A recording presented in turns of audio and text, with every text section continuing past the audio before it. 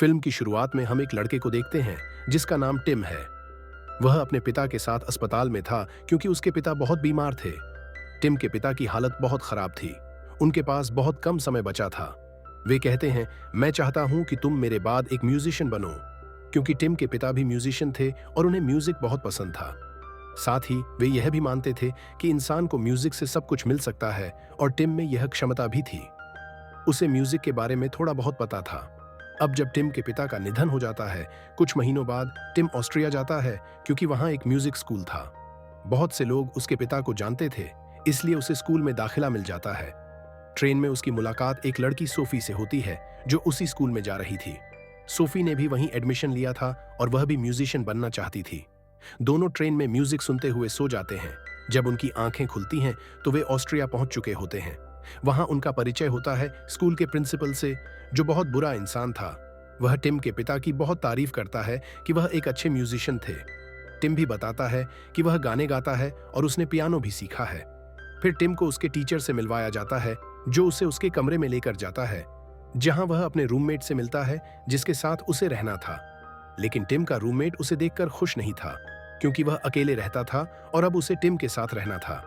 खैर, बाद में वह ठीक हो जाता है और टिम को स्कूल के बारे में सब कुछ बताता है। तभी अचानक एक लड़का सामने आता है और टिम के रूममेट को मारने लगता है। वह टिम को कहता है कि इस लड़के से दूर रहो, यह तुम्हारे लायक नहीं है। टिम को यह सब बहुत अजीब लगता है। रूममेट बताता है, मैं इस लड़के से बहुत परेशान हूं, लेकिन कुछ कर नहीं सकता क्योंकि उसका पिता बहुत बड़ा सिंगर है। मुझे भी उस लड़के का बुरा लगता है, लेकिन अब हम कुछ नहीं कर सकते। अगले दिन स्कूल के प्रिंसिपल ने सभी को हॉल में इकट्ठा किया और टिम का परिचय सबको दिया। प्रिंसिपल ने सबके सामने कहा, यह हमारे स्कूल का नया छात्र है। फिर वह टिम से कहता है, अब तुम एक गाना गाओ। यह सुनकर टिम थोड़ा घबराता है क्योंकि उसके पास तैयारी नहीं थी। प्रिंसिपल कहता है, तैयारी की क्या जरूरत है? तुम्हें अपनी आवाज से गाना गाना है तो डर किस बात का? और मुझे नहीं लगता कि एक अच्छा म्यूजिशियन सिर्फ एक अच्छा सिंगर होता है, तो ज्यादा मत सोचो, बस गाओ। टिम सबके सामने गाना शुरू करता है, जो एक बहुत अच्छा गाना था, लेकिन प्रिंसिपल को वह पसंद नहीं आता। वह कहता है, यह हमारे सिद्धांतों के खिलाफ है, तुम्हें यह गाना नहीं गाना चाहिए था। अब दो कहानियां सामने आने वाली हैं, एक इस स्कूल की और दूसरी एक जादुई दुनिया की। टिम को बचपन से कहानियां पढ़ने का बहुत शौक था। एक दिन वह एक कहानी पढ़ रहा था जिसका नाम था द मैजिक फ्लूट, जो इस फिल्म का भी नाम है। उस कहानी में भी एक राजकुमार था जिसे राजकुमारी को बचाना था। आज रात भी टिम वही कहानी पढ़ रहा था, तभी उसे एक रोशनी दिखाई देती है। जब वह उस रोशनी का पीछा करता है तो वह एक लाइब्रेरी में पहुंच जाता है, जहां वह एक किताब को खाली जगह पर रखता है। तभी एक रास्ता खुलता है और वहां रंग बिरंगी लाइट्स की गेंदें घूम रही होती हैं। एक गेंद उसे कहती है, अगर तुम जादुई दुनिया में जाना चाहते हो तो तुम्हें एक कहानी का हिस्सा बनना होगा, और फिर जो भी खतरे आएंगे तुम्हें उनका सामना करना होगा। अगर तुम नहीं चाहो तो तुम इस स्कूल में रह सकते हो। टिम को यह फैसला करना था और उसने जादुई दुनिया को चुना। जैसे ही उसने यह कहा, वह अचानक एक अजीब दुनिया में पहुंच जाता है। चारों ओर रेगिस्तान था। जब टिम थोड़ा और आगे बढ़ता है तो एक बहुत बड़ी नाग सामने आ जाती है जो उसे हमला करने वाली होती है, लेकिन किसी तरह वह बच निकलता है और फिर एक और बड़ी नाग सामने आ जाती है। टिम जानता था कि यह जादुई दुनिया है और कहानी में म्यूजिक का भी जिक्र था, इसलिए टिम उस नाग को भगाने के लिए एक गाना गाने लगता है, लेकिन इसका उस नाग पर कोई असर नहीं होता। फिर टिम भागने लगता है, लेकिन उसका पैर फिसल जाता है और वह गिरकर बेहोश हो जाता है। अब 3 जादूगर आते हैं जो उस नाग को सोता हुआ जादू से सुला देते हैं। अब क्योंकि टिम भी इस कहानी का हिस्सा बन चुका था, जादूगर उसे अपने साथ ले जाते हैं। थोड़ी दूर जाने के बाद वे टिम को छोड़ देते हैं।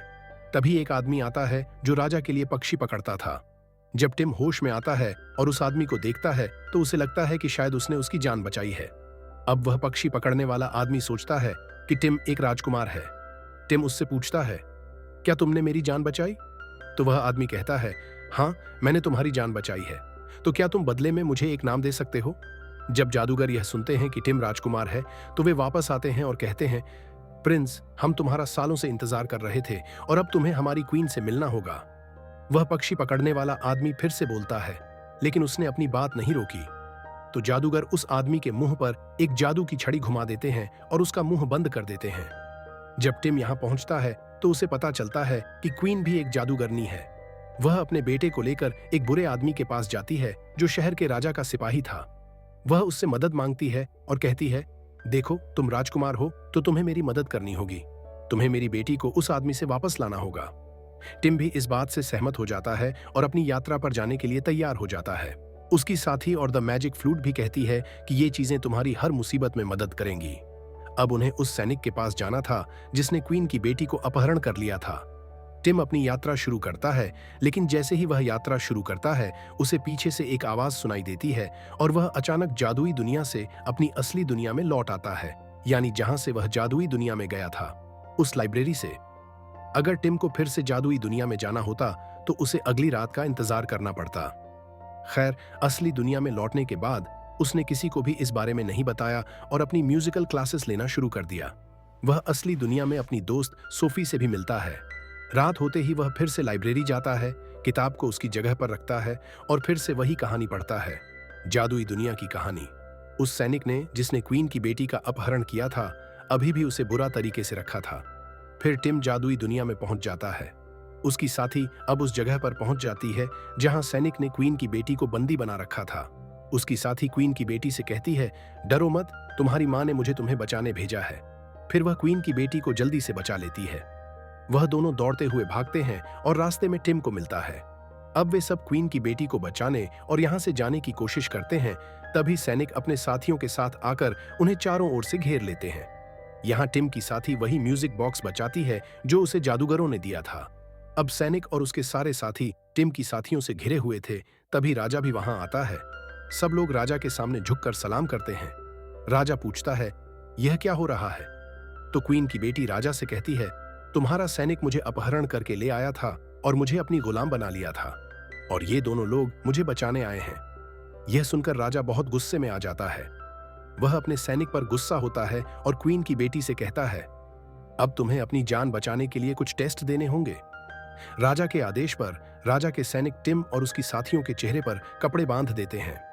लेकिन उसी समय टिम की जादुई दुनिया में लौटने का समय हो चुका था। लेकिन वह फिर भी अपनी दुनिया में वापस नहीं आता और किसी से कुछ नहीं कहता। अब टिम का रूममेट उससे बहुत गुस्सा था, क्योंकि टिम हर दिन आधी रात को बिना बताए कमरे से बाहर चला जाता था। लेकिन फिर भी टिम उसे कुछ नहीं बताता। टिम अपने कमरे में आता है, जो नियमों के खिलाफ था, क्योंकि किसी लड़की को लड़के के कमरे में जाने की इजाजत नहीं थी। जब सोफी टिम के पास जाने की कोशिश करती है तो टिम को याद आता है कि अब जादुई दुनिया में जाने का समय है। वह बिना सोफी को बताए उसे वहीं छोड़कर वहां से चला जाता है और लाइब्रेरी में जाता है। वहां से फिर से जादू की दुनिया में पहुंच जाता है। जब वह वहां पहुंचता है तो उसे पता चलता है कि क्वीन की बेटी वहां नहीं है। टिम अब राजा से कहता है, मैं थोड़ी देर से आया था। तो राजा कहता है, नहीं, तुम देर नहीं हुए। तुम्हें सिर्फ एक टेस्ट पास करना होगा, उसके बाद तुम क्वीन की बेटी को वापस ले जा सकते हो। अगर तुम ज्यादा देर तक चुप रहते हो तो तुमसे क्वीन की बेटी की मुलाकात करवाई जाएगी। अब टिम और उसकी साथी को एक खास जगह पर ले जाया जाता है जहां चारों ओर सैनिक थे। उन्हें वहां बिल्कुल चुप रहना था। उन्हें चुप रहकर कितना समय रुकना था, तभी वे गिर जाते हैं और बेहोश हो जाते हैं। अब हमें क्वीन की बेटी दिखाई जाती है, जो फिर से सैनिक के कब्जे में है। फिर उसकी मां वहां आती है और अपनी बेटी से पूछती है, क्या वह राजकुमार नहीं आया था जिसे मैंने तुम्हें बचाने भेजा था, और तुमने अपना काम क्यों नहीं किया? यहाँ हमें पता चलता है कि क्वीन एक चालाक महिला थी। असल में उसने अपनी बेटी को राजा को मारने के लिए भेजा था, ताकि वह हमेशा के लिए अमर हो जाए। वह अपनी बेटी का सिर्फ इस्तेमाल कर रही थी। अब क्वीन अपनी बेटी को यह सब बताकर अपना काम करने चली जाती है, लेकिन कमरे के बाहर सैनिक ने सारी बातें सुन ली थीं और जाकर राजा को यह सब बता देता है। अब राजा की जान खतरे में थी। जब राजा क्वीन की बेटी के पास जाता है ताकि सब कुछ जान सके, तो वह सच बताती है। फिर वह टिम को ढूंढने लगती है इधर उधर। टिम उससे मिलने गया था, लेकिन वह किसी से बात नहीं कर सकता था, क्योंकि राजा ने उसे ऐसा करने को कहा था। टिम उसे बहुत समझाने की कोशिश करता है, लेकिन वह कुछ नहीं कहता, तो वह वहां से चली जाती है। कुछ समय बाद टिम को उसकी परीक्षा पास करने के बाद रिहा कर दिया जाता है। एक बार फिर टिम अपनी असली दुनिया में लौट आता है। इस बार उसे पता चलता है कि सोफी को स्कूल से निकाल दिया गया है, क्योंकि उसने स्कूल के नियम तोड़े थे। वह जल्दी से सोफी से मिलने जाता है, लेकिन वह उससे मिलने से मना कर देती है, क्योंकि वह टिम से गुस्से में थी। उसे लगता था कि टिम ने उसे कुछ नहीं दिया। टिम उसे समझाने की कोशिश करता है कि देखो, अगर हमें हमेशा साथ रहना है तो मुझे वह कहानी खत्म करनी होगी। लेकिन सोफी को इसके बारे में कुछ नहीं पता था, इसलिए वह कुछ भी नहीं मानती। अब टिम अपने रूममेट से जाकर सारी बातें बताता है कि कैसे वह जादू की दुनिया में फंसा हुआ था, जादू के बारे में और द मैजिक फ्लूट के बारे में भी। लेकिन उसका रूममेट भी उस पर यकीन नहीं करता। फिर भी टिम उसी कहानी की दुनिया में वापस चला जाता है। इस बार उसे पता चलता है कि क्वीन सब कुछ खत्म करने वाली थी। वह राजा की सरकार को खत्म करना चाहती थी, इसलिए उसने इस दुनिया में काले जादू का इस्तेमाल किया था। टिम यानी कहानी का राजकुमार ही सब कुछ ठीक कर सकता था। वह क्वीन की बेटी से मिलता है और एक रास्ता बनाता है जो जमीन में से निकलकर आग से घिरा हुआ था। फिर टिम अपनी जादुई बांसुरी बजाता है जिससे दोनों पानी में गिर जाते हैं। इस कहानी को पूरा करने के लिए टिम को किसी भी कीमत पर प्रिंसेस को बचाना था। अब प्रिंसेस को बचाना मुश्किल था, लेकिन किसी तरह टिम ने प्रिंसेस को बचा लिया। क्वीन का काला जादू खत्म हो गया और राजा का शहर अब शांति से भर गया। अंत में प्रिंसेस को क्वीन की बेटी बना दिया गया।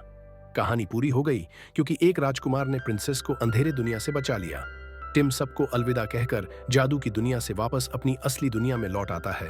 अब उसे अपनी जिंदगी की प्यार सोफी को बचाना था। टिम जल्दी से स्टेशन जाता है। उसे लगता है कि सोफी जा चुकी है, लेकिन वह उसे वहां मिल जाती है।